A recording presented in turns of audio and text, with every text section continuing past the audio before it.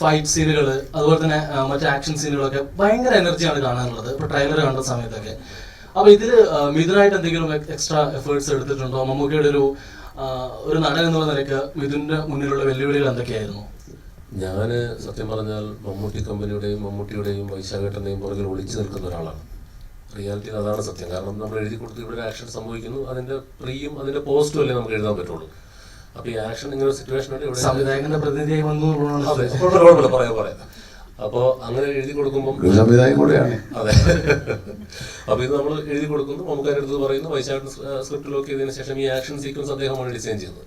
അപ്പം വൈശാഖേട്ടനും ഷമീർ മുഹമ്മദും നമ്മുടെ സ്റ്റണ്ട് മാസ്റ്റർ ഫീനിക്സ് റോബും എല്ലാം ചേർന്ന് നമ്മൾ കുറച്ച് റിഹേഴ്സ് ചെയ്ത് ഇത് ഫൈറ്റ് ഷൂട്ട് ചെയ്ത് ശേഷം മമ്മൂക്കെ കൊണ്ടുവന്ന് കാണിച്ച് ഇത് എങ്ങനെയൊക്കെയാണ് നമ്മൾ എടുക്കാൻ പോകുന്നത്. മമ്മൂക്ക് അതിന് വേണ്ടി വളരെ ആവേശത്തോടു കൂടി നന്നായി കഷ്ടപ്പെടുന്നവരെല്ലാവരും കൂടി ചെയ്തതാണ് ഇതിലെ ഫൈറ്റ് സീക്വൻസുകൾ.